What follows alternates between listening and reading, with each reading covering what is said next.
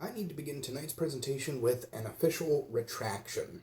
In my last presentation, I mentioned that the only people that opposed Planned Parenthood did so because they were religiously motivated.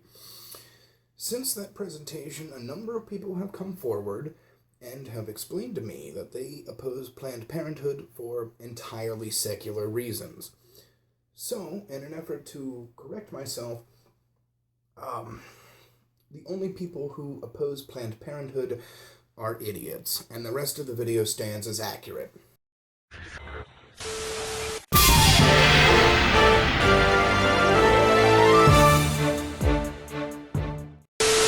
By all rights, this should be a serious one. Given the events of today, it should be a serious one, but I just did 2 serious ones in a row, and I'm not going to do a third, so this is going to be a fun one. This is going to be a video response to Kizzume. Now, this is going to be atypical because I actually agree with Kizzume, but if you're watching this video and it turns out that you disagree with me, out of respect for Kizzume, you probably shouldn't go to his video and yell at him, because what it's going to be is his video is here, and I'm jumping off from it. But before we even begin all of that, we need to do some setup initially here. Now, for this example, I'm choosing the all but always idle threat of, I'm going to kill you. And recognize that in this example, the terms speaker and listener are used pretty loosely because over the internet, I'm going to kill you is usually written and read instead of spoken and heard. Now, for my money, the proper response to I'm going to kill you is always you're gonna have to. Now, consider that most of the responsible netizens out there, they already acknowledge that I'm going to kill you is all but always an idle threat. But then we get people like this. You're telling those people that they can come find me and rape me or throw acid in my face. People are trying to find out where I live to hurt me. And this is a perfect example of a listener applying her own value to the words that were said. Or, in this case, I think they were written. But the same thing applies. Now, it's not always death threats that we need to look at. It could be something as innocent as a husband telling a wife that the sink will be repaired by the time she makes it home. And this is another example of the intrinsic meaninglessness of words. It's up to the listener to weigh the integrity of the speaker and then assign value to his words. It is always up to the listener to assign value to the words that are spoken. Entirely up to the listener. With that out of the way, here's the video that I'm responding to. And we seem to have this idea that if we change the wording, then we'll change the mindset.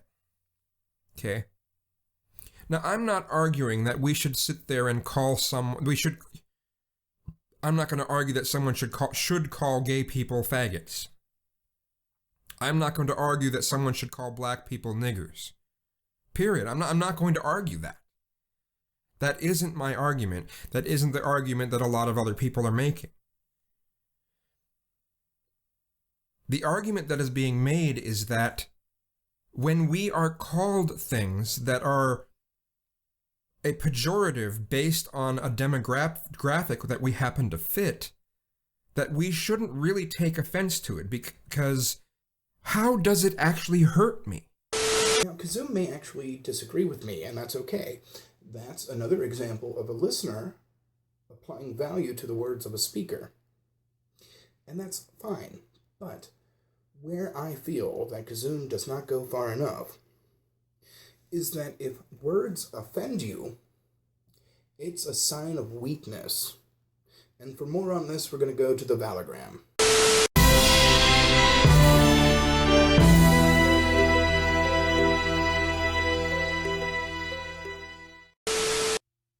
we have an example more relevant to YouTube, a speaker and an audience. Now, this speaker, either expectedly or not, makes an off-color remark, and only a portion of the audience is offended. Now, why is that? Well, maybe the person in this example had been raped before, and even if that were true, who cares? The point is that it's near impossible to turn an entire audience against a speaker, and I can personally attest to this. This is because despite the best efforts of SJWs, people are individuals, and they value words differently. Especially if it's a comedian, my point is proven true. A comedian sets out to elicit laughter from his audience. And laughter is an involuntary response. Laughter requires a stimulus, just like offense. People need to be manipulated into laughing, just like they need to be manipulated into being offended. Well, we'll discuss this further in a minute. The point is that offense is always taken and never given. The offended party had to weigh the speaker's words, and subconsciously or not, decide to be offended. And deciding to be offended gives the speaker power over you. Even when we scale it down to a one-on-one conversation, we find that those who cannot take a joke take offense instead. Now, I don't know if we still do this, but there used to be a day where we taught children a little nursery rhyme. It went, sticks and stones may break my bones, but black people don't live in this neighborhood. And now some of you might be a little mad at me, but look at the color of your skin, and then tell me if you're entitled to. But this is the point that we've reached now, where in first world nations, being offended is some kind of competitive sport. It's like the other day when a female-to-male transgendered person yelled at me for calling her ma'am. How dare you identify somebody by the way they look? And it's like, well, how else am I supposed to do it? Do you expect me to poll everyone ahead of time who might at some point in my lifetime sell me a pack of cigarettes? It is not my job to accommodate you. It is quite literally your job to accommodate me.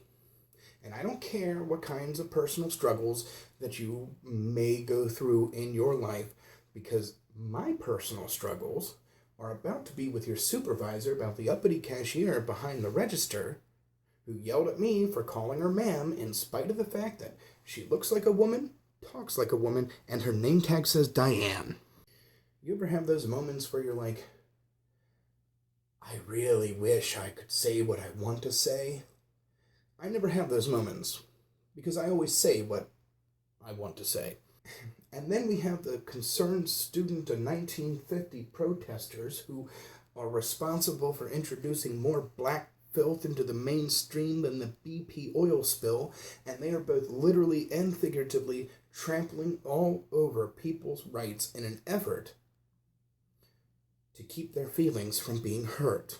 Where does it end? I mean, in my day, and I can't believe I'm old enough to say this, I'm only 29, but in my day,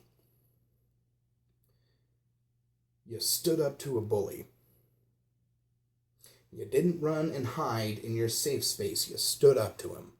It made you stronger. It made you a man. And before you get all offended by the phrase, be a man, remember that being offended by that is a slight to women like Diane all over who are undergoing surgery so that they can be a man. But what can I say? Today's kids are being raised to be weak.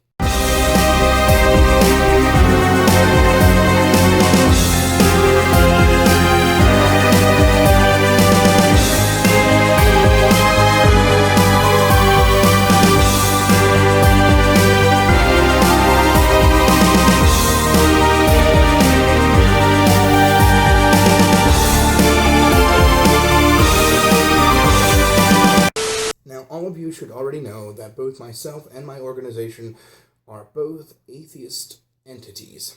So neither one will be praying for the people who died in the shooting attack today in San Bernardino, California. We are, however, going to wish those people a speedy recovery.